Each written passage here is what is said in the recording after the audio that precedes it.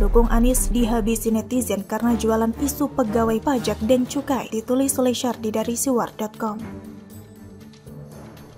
Sebelum kita lanjut, jangan lupa subscribe dan nyalakan loncengnya agar Anda menjadi yang pertama mendapatkan informasi dari jurnal terupdate. Mahfud MD menjadi perbincangan setelah mengatakan ada pergerakan uang sebesar 300 triliun rupiah di DJP dan bea cukai yang mencurigakan.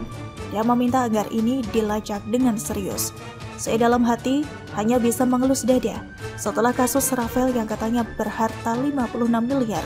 Ternyata ada 40 rekening lagi yang nilainya mencapai 500 miliar rupiah. Dan ketika saya membaca komentar di media sosial, banyak yang merasa kesal, marah, prihatin, bahkan pasrah melihat kondisi negara ini. Benar, inilah carut-marut negara ini yang sistemik dari segala lini dan instansi. Bahkan saya yakin kalau semua pejabat di negara ini diusut satu persatu, bisa terjadi skandal paling gila abad ini.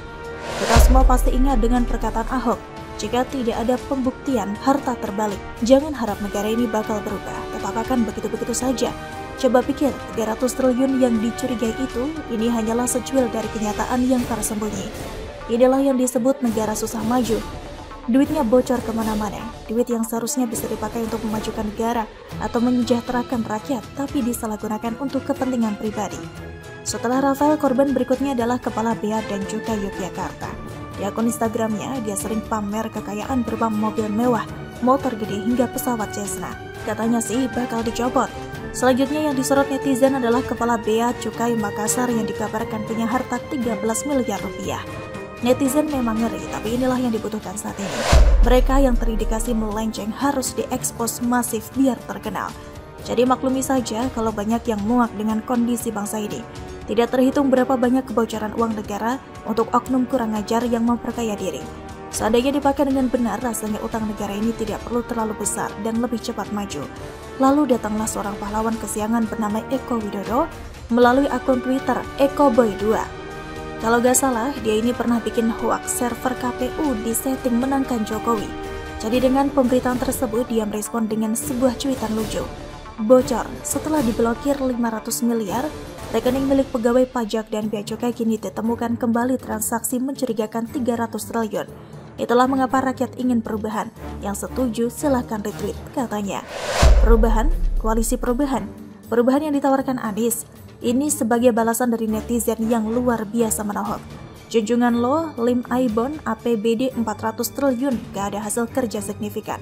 Tiap-tiap proyek selalu ada perubahan kelebihan bayar, ambruk dan jeblok kayak sumber resapan, mubazir. Mengelola APBN tingkat nasional bisa 1.000 triliun tak berbekas, kata salah satu netizen. Kalau perubahan berasal dari Anies, pasti perubahan ke arah mental korup. Ambil satu contoh saja, jumlah TGUPP. Era Ahok TGUPP itu cuma 10 orang. Era Anies TGUPP bisa sampai 70 orang. Era Ahok TGUPP digaji dari dana operasional gubernur. Era Anies TGUPP digaji dari APBD, kata netizen yang lain. Iya, butuh perubahan, tapi tidak sepekok Anies bin Yaman juga, kelas. Buta mata kau gimana kerjanya? Berapa banyak anggaran yang terbuang, tapi gak ada hasil. Jangan jadi orang munafik, bertobat kau. Gak malu ya kasih makan bini Anda, anak lu dari hoaks, fitnah, dasar kadrun laknatullah, kata yang lain. Yang bobrok kau dipercaya sebagai agen perubahan. Yang ada malah perubahan ke arah kekacauan dan masa kelam bertahun-tahun. IMB sembarangan diterbitkan demi memuaskan dahaga kekuasaan. Kelebihan bayar digencarkan untuk menunjukkan kepada dunia kalau era Anies itu penuh dengan kedermawanan. Justru di pemerintahan ini, Mahfud MD berani membongkar dan meminta agar penyelewengan diusut tuntas.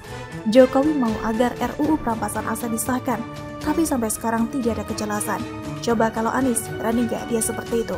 Kelebihan bayar saja dia gak tahu, pura-pura kaget sambil memutar otak mau ngeles pakai kalimat apa. Tapi yang jelas ada satu perubahan yang bakal terjadi jika Anies jadi presiden. Mau tahu apa? Jawabannya adalah perubahan nama jalan. Bisa-bisa seluruh nama jalan di seluruh Indonesia bakal dia ganti namanya. Selebihnya, negara berjalan autopilot. Bagaimana menurut Anda? Ini beneran gak bang? Rafael Alun Trisambodo ternyata ketahuan timbun emas puluhan kilo di lantai, ditulis dari berbagai sumber. Sebelum kita lanjut, jangan lupa subscribe dan nyalakan loncengnya agar Anda menjadi yang pertama mendapatkan informasi dari jurnal terupdate. Harta kekayaan Rafael Alun Trisambodo hingga kini masih menjadi sorotan imbas dari kasus penganiayaan yang dilakukan oleh anaknya, Mario Dandi. Terbaru beredar kabar yang menyebut bahwa harta kekayaan Rafael Alun Trisambodo mencapai 1,5 triliun rupiah. Benar saja, nilai harta kekayaan Rafael Alun Trisambodo tersebut langsung menjadi sorotan dan buah bibir. Salah satu akun Twitter @kurawa bahkan memberikan list detail rincian harga yang dimiliki oleh Rafael, di mana berdasarkan cuitan tersebut ayah Mario Dandi memiliki rekening rupiah dan falas yang bernilai 1 triliun. Selain itu, nominal aset properti yang dimiliki oleh Rafael juga bukan kaleng-kaleng yang mencapai 1,5 triliun rupiah. Rafael bahkan disebut memiliki emas logam mulia sebesar 60 kg, serta berbagai kendaraan mewah dan surat berharga. Rekening rupiah dan falas 1 triliun, aset properti dalam dan luar negeri 1,5 triliun, emas logam mulia 60 kg, kendaraan barang mewah 150 miliar, surat berharga 250 miliar. Rincian harta milik RAT dikutip kilat.com dari @kurawa Selasa 7 Maret 2023. Cuitan mengenai harta kekayaan Rafael tersebut langsung menjadi perhatian publik. Tak terkecuali dengan akun Twitter @logikapolitik_id yang turut mengomentari dan mengungkapkan fakta mencengangkan pula mengenai harta kekayaan Rafael. Hal itu kemudian turut dilakukan oleh akun Twitter @logikapolitik_id yang tak gentar membongkar harta benda Rafael Alun Trisambodo. Usai PPATK memblokir rekening mantan pejabat tersebut sekeluarga, terbaru ia juga menyebut jika Rafael Alun Trisambodo ketahuan timbun emas di lantai basement. Aset lain RAT kembali dibongkar, timbun emas di basement mencapai 60 kg. Semua bermula dari akun centang biru @kurawa yang merupakan pengarang buku A Man Called Ahok tersebut menuliskan sebuah utas. Penulis A Man Called Ahok tersebut beberkan sejumlah harta kekayaan Rafael Alun Trisambodo yang belum dibongkar oleh KPK. Sontak saja netizen kemudian memberikan sejumlah komentar pedas dan mengkritik perilaku pejabat negara tersebut karena memiliki transaksi gelap dengan bayaran dan gaji yang tidak sesuai dengan aset yang dimiliki. Pantas anaknya pede banget mau ngebunuh anak orang karena yakin gak akan diproses hukum dan Polres Jaksel. Sopan banget bahkan konpresnya terkesan belain, tulis netter.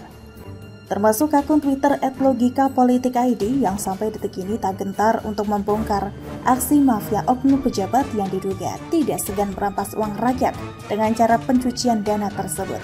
Si Pablo tadi siang, itu emas yang beratnya sama kayak berat Mario waktu masih bau matahari, emas 50 kg ditaruh di tempat yang sengaja dibuat oleh RAT sendiri tanpa pakai tukang, ungkapnya. Tak tanggung-tanggung akun yang diduga memiliki informasi dari orang dalam tersebut turut mengungkap lokasi diduga tempat RAT menimbun emas seberat 60 kg tersebut. Di lantai salah satu rumah mewahnya di daerah Jakarta, #lubang rahasia, tulisnya. Publik yang tercengang dengan fakta-fakta baru yang terus bermunculan. Bahkan salah satu akun centang biru dari @narkosun pun kembali menuliskan komentar, harta melimpah malah gak berkah, buktinya anaknya kakan pola atau banyak tingkah. Tak sampai di situ, ia pun menyematkan pesan tersurat, makanya cari makan di jalan yang benar biar gak keblinger. Bagaimana menurut Anda?